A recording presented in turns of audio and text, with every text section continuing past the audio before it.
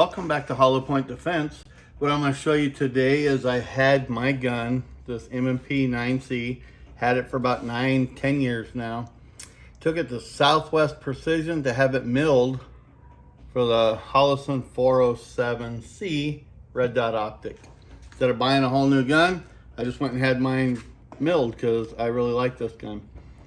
So basically what they did is milled this footprint. I don't have to use no plate. This is a direct mount to the slide, and they put on Dawson Precision suppressor height sights. So let's get into this. Obviously got my red dot, got my gun. I got my inch-pound torque wrench. Got a silver marker, and I'll show you why. Where the heck to go? And I use Loctite 248 in the chapstick tube. I don't use the liquid. This is a paste. I don't know if you can see it on these screws right here, but there is a little bit on the threads. It's not a liquid, so it doesn't go into the gun. It kind of stays with the threads.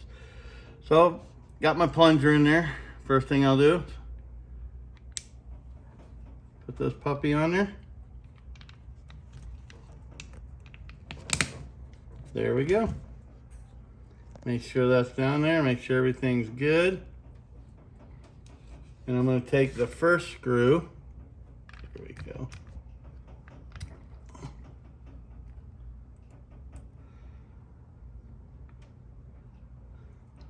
Get it started.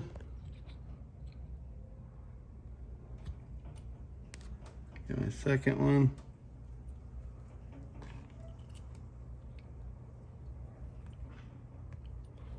There we go. But now we're going to actually torque it in there.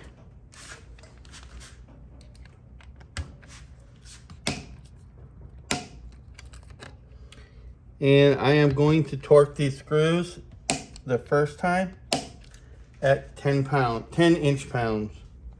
Then I'm going to reset it to 15 because the factory specs is 15 inch pounds for torquing. There's that one. There we go, 15 inch pounds. And the other thing that I am going to do to this, so when I shoot it on Sunday, I'm going to take my silver marker. I'm just going to mark the screws and the thread. There's a small mark on the screw, and there's a mark on the housing.